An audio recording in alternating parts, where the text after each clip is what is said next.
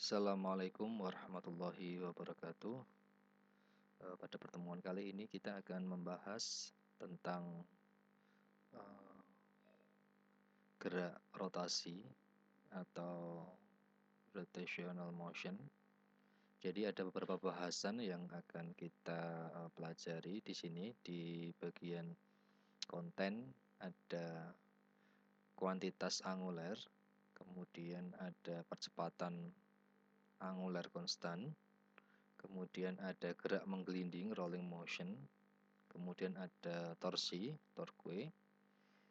Nah, nanti pada kesempatan hari ini kita langsung fokusnya itu pada torsi. Sedangkan untuk yang konten 81, 82, 83 ini konsepnya hampir sama dengan gerak lurus. Persamaan-persamaannya juga hampir sama dengan kita menggantikan, misalkan kalau di gerak lurus kecepatan V, kalau untuk di gerak melingkar kecepatan nanti omega atau disebut dengan kecepatan sudut. Untuk persamaannya nanti bersesuaian, jadi hampir sama antara kecepatan gerak lurus dan gerak melingkar. Sehingga fokus kita pada hari ini langsung ke topik bahasan torsi. Baik, langsung kita bahas di 8.4 ya, torsi. Jadi istilah torsi atau lengan gaya itu yang menyebabkan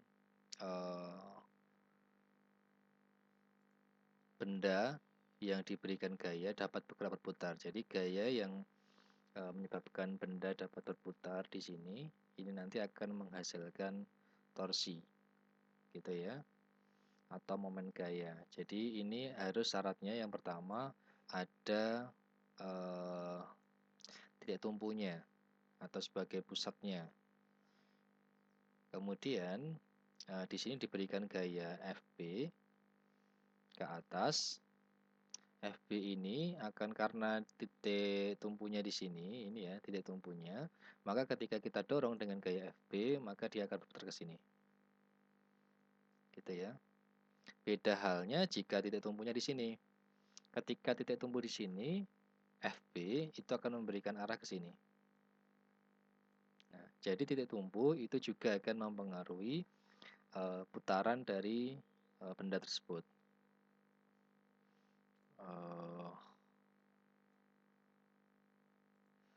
Gitu ya. Jadi torsi atau momen gaya itu dipengaruhi yang pertama selain dari gaya yang diberikan, itu juga jaraknya.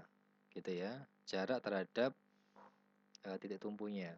Semakin jauh jaraknya, maka akan semakin besar titik tumpunya. Maka akan semakin besar torsinya. Persamaannya ini disajikan dengan persamaan seperti ini. Nih ya, tau sama dengan RF ya. R itu adalah lengannya tadi atau L ya, boleh L, F adalah gayanya. Jadi untuk mencari tau ya, momen gaya itu R kali F.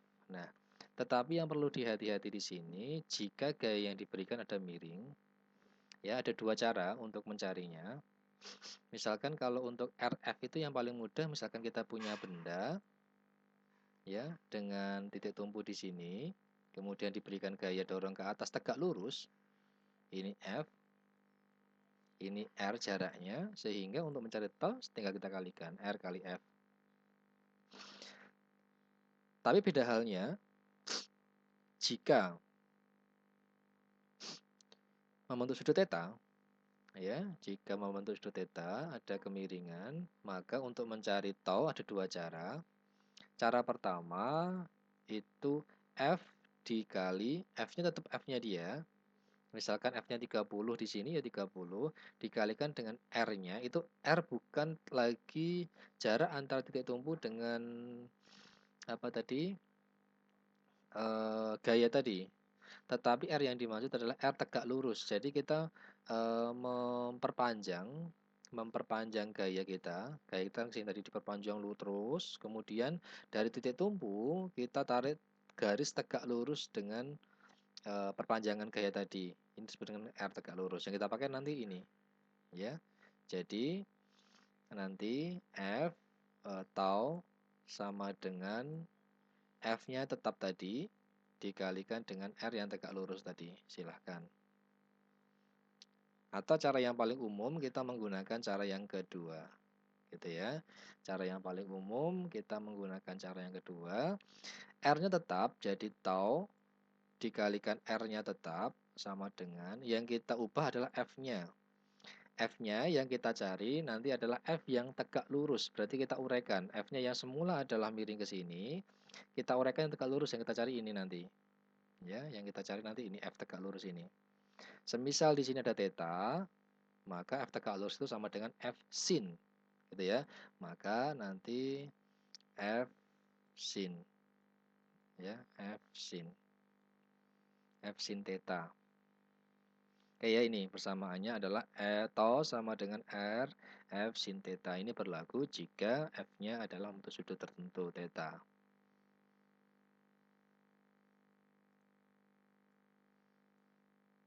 Oke, berikutnya. Misalkan ini sebagai contohnya.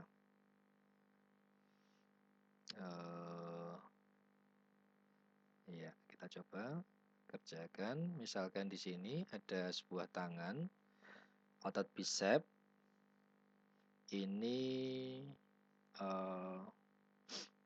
vertikal ya, jadi ke atas.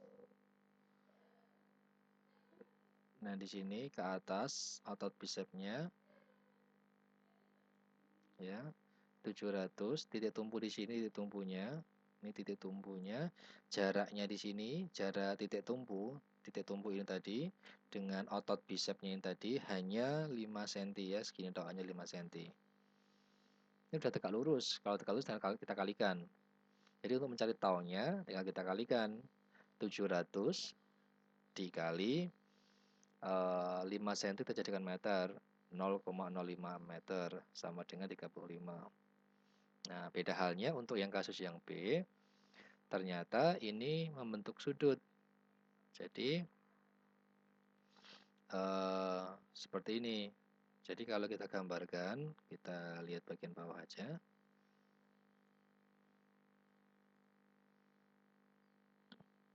Nah, seperti ini gambarnya.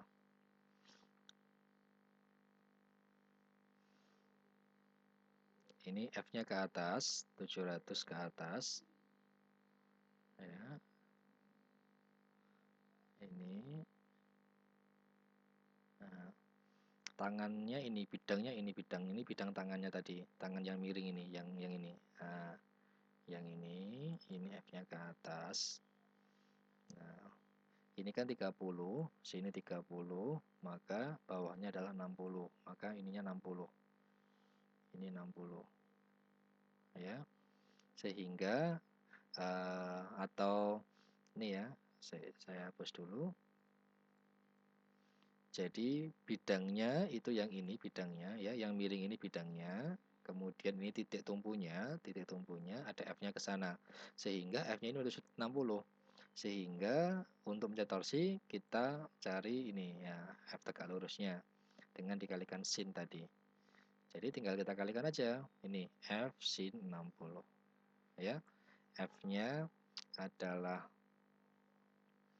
700, R-nya tetap 0, jaraknya tadi diketahui 0,5. Maaf 5 cm atau 0,05 meter dikalikan sin ya, sin 60 0,86. Tinggal dikalikan.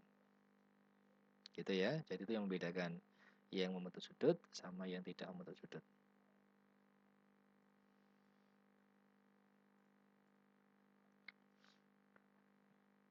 Sekarang kita membahas tentang kaitan antara torsi dengan rotational inersia atau momen inersia. Jadi momen inersia ini langsung kita ke persamaannya. Momen inersia dapat dicari dengan persamaan I sama dengan mr kuadrat umumnya ya ini ya. I sama dengan mr kuadrat. Ini untuk partikel ya. Untuk partikel, tetapi beda halnya nanti kalau bendanya bola, cincin dan sebagainya akan mendapatkan persamaan yang berbeda. Secara umum seperti ini secara umum ya. Secara umum seperti ini secara umum. Ya, ini. Berikutnya kaitan antara inersia sama torsi ini seperti ini. Jadi torsi sama dengan I kali alfa.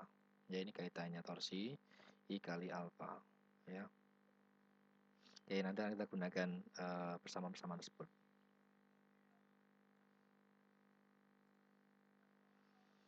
Oke, jadi persamaannya sangat sederhana, tetapi nanti aplikasinya itu cukup rumit, di mana banyak sekali di dalam kehidupan sehari-hari itu menggunakan konsep momen inersia.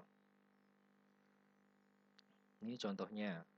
Contoh, kita diminta untuk mencari momen inersia 8.9. Misalkan kita diberikan gambar seperti ini yang A, di mana aksisnya sebagai sumbu putarnya adalah di tengah-tengah dengan jarak total adalah 4 meter, berarti ini adalah 2 meter, ini juga adalah 2 meter. Oke ya, dengan massa adalah 5 kg sama 7 kg. Jadi ini merupakan besaran skalar, kita tidak perlu memperlihatkan mencari arahnya, tinggal kita jumlahkan terus. Beda halnya untuk yang torsi, untuk yang momen gaya tadi atau torsi, itu adalah besaran vektor, positif negatif mempengaruhi. Oke ya. Untuk yang poin A ini, untuk mencari inersia, ada dua benda, sehingga ada dua nanti, ini sama ini. Benda pertama bermassa 5 kg ini, benda kedua bermassa 7 kg, dikalikan jarak masing-masing, yaitu 2 meter kuadrat, 2 meter kuadrat, karena rumusnya adalah mr kuadrat. Nah, kita hitung, ketemunya adalah 48 kg per meter kuadrat.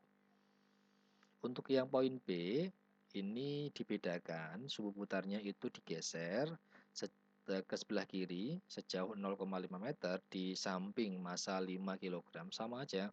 Jadi tinggal kita jumlahkan mau digeser kemanapun, kita tidak mengenal nilai positif atau negatif, kita jumlahkan terus.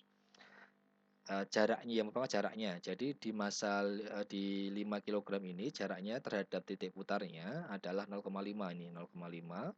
Sedangkan untuk yang 7 kg itu adalah 4 meter ditambah 0,5, 4,5 kuadrat. Ini yang membedakan. Jadi lebih mudah untuk mencari inersia karena kita tidak butuh arahnya.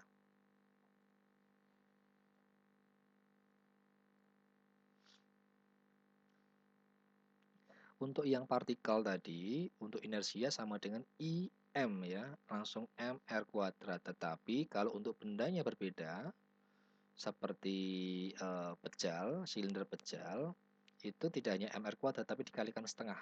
Ya, ada konstanta setengahnya. Ya, kemudian thing hoop, jadi cincin ya, cincin itu adalah atau silinder berongga. Silinder berongga adalah mr kuadrat yang sebagai aksisnya atau sebagai sumbu putarnya itu tengah-tengah. Tetapi kalau sumbu putarnya itu nanti seperti ini, seperti poin B ini, maka rumusnya adalah ini, setengah mr kuadrat ditambah setengah m W itu tebal cincinnya dikalikan dikuadratkan. Oke ya, jadi bervariasi persamaan yang digunakan untuk menentukan inersia tergantung bendanya. Seperti yang poin E untuk bola berongga itu adalah 2/3, 2/5, 2/5 mr kuadrat.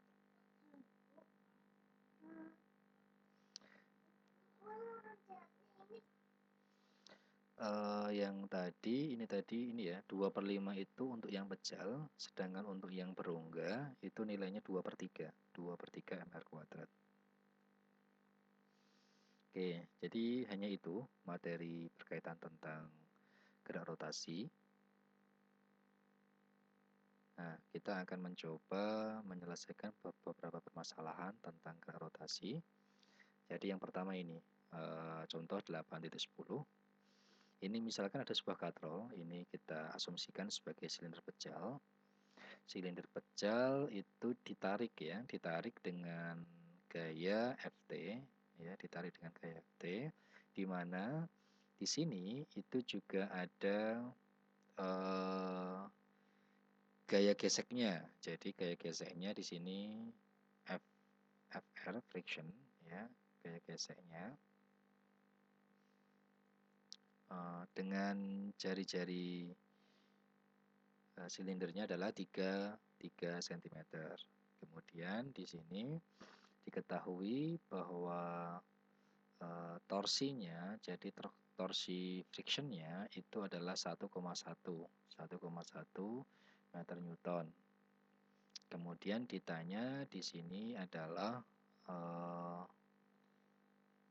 determine, tentukan the moment inertia. Jadi moment inersia totalnya ya, kita diminta mencari tau total. Oke.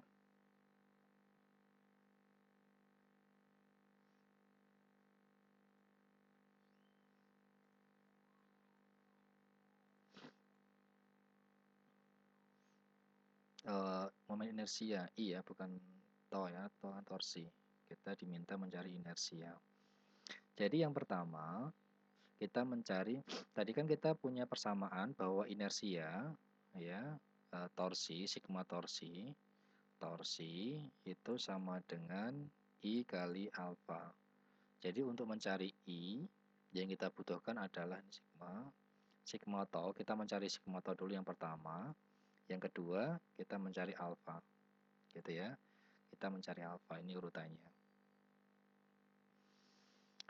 Yang pertama kita mencari sigma tau ya, ini yang pertama kita mencari sigma tau. Sigma tau itu adalah tau ini, tau dari Ft ya, dengan tau dari frictionnya ini. Kalau kita tarik ini dengan titik porosnya di sini, porosnya, maka ini akan menghasilkan seberlawanan jarum jam, atau kita punya kesepakatan yang berlawanan jarum jam positif, sedangkan yang searah jarum jam itu negatif. Kalau kita tarik porosnya di sini pasti muter ke sini nanti muternya, ya, mutar ininya apa itu katrolnya, makanya positif, sedangkan gaya gesek pasti berlawanan itu negatif, ya pasti itu. Sekarang kita cari taunya. Tau tadi rumusnya adalah R kali F atau F kali R. F-nya adalah 15 Newton dikalikan 0,3 dikurangi 1,1 sehingga ketemunya adalah 3,85. Sudah ketemu, ini yang pertama. Yang kedua, kita mencari alfa. Nah, alfa ini di sini diketahui bahwa angular speed-nya, angular speed adalah kecepatan sudut omeganya dari diam sampai 30 radian per sekon itu dalam waktu 3 sekon. Jadi untuk mencari alfa kita bisa menggunakan persamaan seperti ini, seperti A percepatan percepatan linier ya, gerak biasa itu adalah delta V per delta T. Tetapi kalau untuk yang melingkar itu A kita ganti alfa, kemudian V kita ganti omega, delta omega dibagi dengan delta T ya, persesuaian rumusnya. Jadi alfa delta omeganya dari 30, dari 0 sampai dengan 30, jadi res itu 0, maka 0 di sini 30 sampai dikurangi 0 dibagi dengan 3, ketemunya adalah 10. Sudah selesai.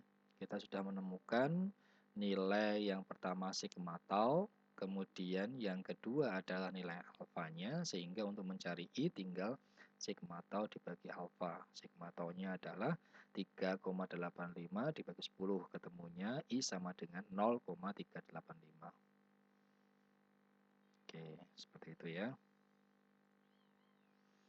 0,385. Oke, sudah.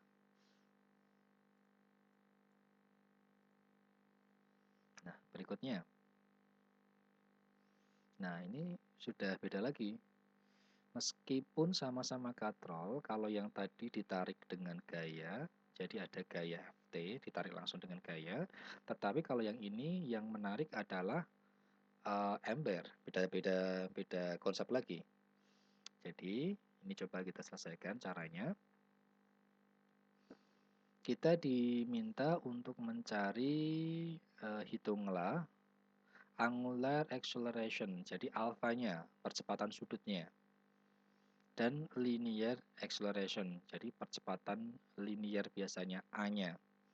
Nah, ada dua persamaan nanti yang kita kerjakan. Yang pertama adalah katrol, yang kedua adalah ember yang kita lihat nanti. Yang kita lihat pertama adalah ini katrolnya, ya, persamaannya. Jadi katrol itu gerakannya adalah gerakan rotasi, maka kita menggunakan persamaan rotasi, yaitu sigma tau sama dengan I kali alfa. Ini persamaannya. Ya, persamaan pertama yang digunakan I kali alfa sama dengan sigma tau. Sigma tau-nya seperti tadi, ini ada tau karena Ft sama tau karena F friction, kayak geseknya. Sehingga untuk tau torsinya karena Ft ya Ft kalikan R dikurangi kayak geseknya tadi, tau Fr. Ini ya, jadi ini yang pertama, persamaan pertama. Persamaan kedua, itu kita lihat sistem embernya. Sistem embernya kita lihat di sini. Nah, ini ada gaya yang bekerja. Yang pertama adalah mg, ya, massa kali gravitasi berat ember itu sendiri. Sama yang ke atas ada ft-nya tadi, gaya tegangan talinya tadi. Ini ada bolak-balik ya, satunya ke bawah, satunya ke atas. Ini ya. Sekarang kita gunakan hukum 2 Newton. Ini hukum 2 Newton sama dengan sigma F, ya. Ini saya tambah di depannya adalah sigma F sama dengan M kali A. Ya, sigma F-nya itu yang ke bawah, geraknya kan ke bawah sehingga yang ke bawah positif, mg dikurangi yang ke atas Ft. Ini persamaan kedua. Oke ya. Sekarang bisa kita substitusikan. Oke. Setelah kita tahu ini, kita substitusikan kedua persamaan tadi.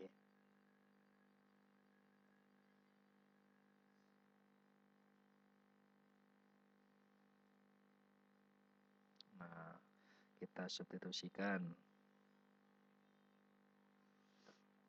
Ft-nya ini tadi bisa kita ganti. Ft-nya menjadi ini ya, mg kurangi ma ini ya. Ft-nya kita ganti mg kurangi ma. Oke, ini persamaan yang tadi di sini kita taruh sini, kita substitusikan. I kali alfa sama dengan RFT dikurangi tau. Tau geseknya. Ft-nya kita masukkan sehingga ini menjadi mg kurangi mr alfa dikurangi tau fr. Kita kalikan jadi seperti ini ya. Sehingga ini dan ini tadi alfanya jadikan 1. Jadikan atau langsung dimasukkan angkanya juga boleh. Atau kita masukkan ini, jadikan ini persamaannya adalah I alfa sama dengan, pindah ruas ya ini ya, mr kuadrat alfanya pindah ruas menjadi positif, mr kuadrat alfa sama dengan mgr dikurangi tau fr. Sehingga ini alfanya, ini kan dikeluarkan bisa ya alfanya ya. Alfa dikeluarkan sehingga sama dengan tadi ini yang atasin tadi, mgr dikurangi tau fr, sedangkan ini ketika ini dikeluarkan ini kan menjadi I ditambah mr kuadrat kali alfa. Nah, I mr kuadrat itu taruh bawah sini. I plus mr kuadrat. Nah, taruh bawah sini. Sudah, tinggal kita hitung. Ini ya, persamaan akhirnya. M-nya ada, G gravitasi, R jari-jari, tau Fr yang tadi diketahui. Inersia. Inersia kita gunakan Silinder pejal. Silinder pejalnya adalah setengah, ya, mr kuadrat. Nih, nah,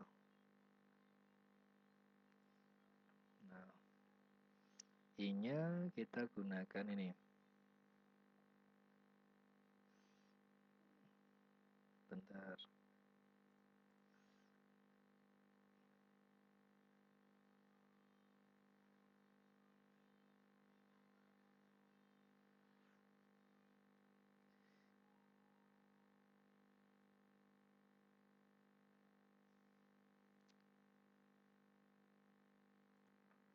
Oke, untuk I-nya itu di sini seperti contoh tadi yang atas 8.10 itu I-nya 0,385. Atau sebenarnya boleh menggunakan yang silinder pejal setengah mr kuadrat. Jadi ini tadi yang bagian atas tadi ketemunya adalah ini, I-nya adalah 0,385 sesuai perhitungan, atau menggunakan pendekatan I-nya adalah silinder pejal yaitu setengah mr kuadrat. Ini hampir mendekati. Ya, tidak masalah, nanti silahkan.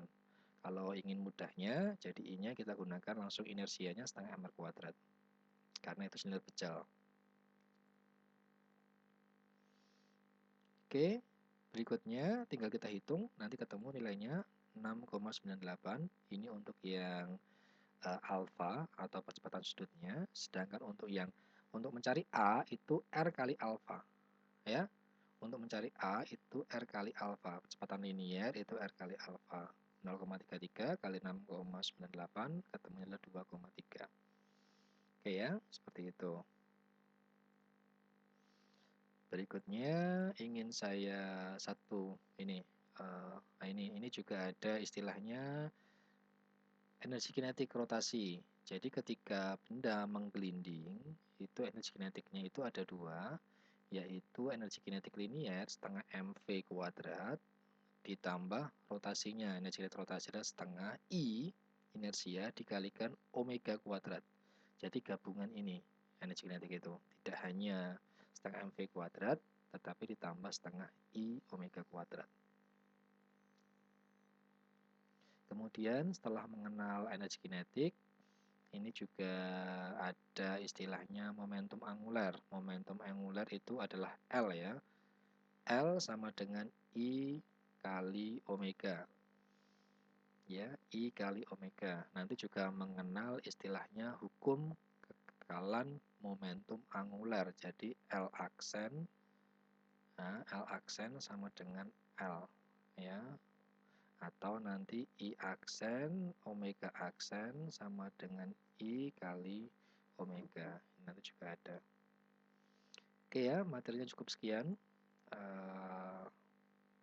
Kita bahas ini langsung beberapa contoh. Saya ingin memberikan contoh bagaimana cara menghitung ini, apa itu namanya?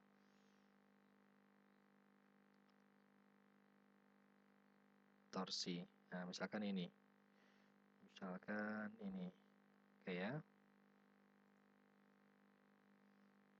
Nah, ini kita kerjakan torsi totalnya. Kita akan mencari sigma tau. Jadi ada nanti ini tau 1 ya, tau 1, ini tau 2, ini tau 3, ini tau 4, ini tau 5. Kalau kita tuliskan nanti di sini sigma tau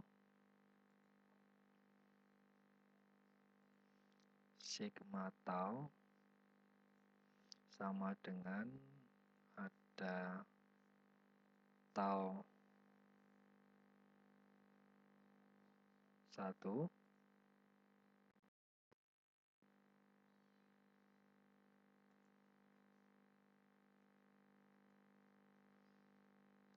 ditambah tau 2 ditambah tau 3 ditambah tau 4 ditambah tau 5. Oke ya, sama dengan oke. dengan sumbu putarnya itu di sini. Nah, ini sumbu putarnya. Tau 1 ya, gaya yang 1000 Newton ketika kita kenakan di pusatnya, maka tidak akan memberikan putaran apapun ya, sehingga ini nilainya taunya 0. Ya, karena ketika kita memberikan gaya tepat di sumbu putarnya, maka tidak akan menimbulkan torsi. Sehingga ini 0. Oke, 0. Berikutnya, tau 2. Kita punya kesepakatan ketika searah itu negatif, sedangkan berlawanan jarum jam positif. Misalkan yang 500 Newton yang P ini ketika titik tumpunya di sini, ketika kita berikan gaya ke sini ke atas, seret ke atas, otomatis batang ini akan berputar ke sini. Ya, berlawanan jarum jam. Maka tau 2 positif. Oke. Tau 2 positif. Oke, berikutnya. Tau 3 juga sama ya, ini setipe dengan tau 2, positif juga. Positif. Tau 3. Tau 4 ini ketika kita menekan atau mendorong sebesar 800 Newton sejajar ya, sejajar dengan bidang itu juga tidak akan memberikan torsi apapun gitu ya. Kalau kita mendorong tidak akan bisa memberikan torsi apapun. Maka kita tulis ini 0. Ya, tau 4-nya 0. Nah, kemudian yang terakhir tau 5 yang kita gunakan karena tau 5 ini yang 500 Newton ini miring, maka kita akan mencari yang ini lurusnya ini sin. Nah, kita misalkan aja di sini nggak diketahui ya, kita beri sudutnya, misalkan sudutnya di sini adalah 30 ya, kita misalkan aja sudutnya 30 derajat. Nah, 30 derajat ini ke bawah berarti batang akan berputar ke sini searah jarum jam, maka negatif. Tau 5 negatif. Oke. Tau 5 negatif. Negatif. Tau 5. Ya, gini yang hitungnya ya. Tinggal kita masukkan ininya. Tau 2 itu F2 kalikan R2 ditambah F3 kalikan R3 dikurangi F5 kalikan R5 dikalikan sin theta ya, dikalikan sin theta. Oke, kita tinggal masukkan F2-nya. F2-nya 500. Nah, jaraknya misalkan saya hapus dulu biar enak. Ya, kita misalkan aja ini jaraknya 1 meter, ini 1 meter. Ya, totalnya 2 meter, 1 meter, 1 meter, segini 1 meter. Ini sampai sini 1 meter, ini sampai sini 1 meter. Berarti untuk yang tadi tau 2 itu 1 meter jaraknya. Tau 2-nya adalah 500. 500 kali 1. Untuk yang 500 yang C atau tau 3 itu 2 meter ya, karena penjumlahan totalnya 2 meter. Jadi ditambah 500 dikalikan 2 meter dikurangi ya, yang F5-nya tadi adalah 500 juga, dikali R-nya, totalnya panjangnya adalah 2 meter, dikalikan sin 30. Tadi ya kesepakatan kita, sin 30 derajat. Oke, kita hitung 500 kali 1, 500 ditambah 1000 dikurangi sin 30 setengah. Setengah kali 2 adalah 1. 1 kali 500, 500. Oke. Ini ya. Sehingga hasil akhirnya adalah positif 100 meter Newton. Artinya positif apa? Bahwa gerakan batangnya itu akan berlawanan jarum jam. gitu ya. Jadi ini materi kita terkait tentang torsi. Nanti silakan dikerjakan soal-soalnya. Terima kasih. Assalamualaikum warahmatullahi wabarakatuh.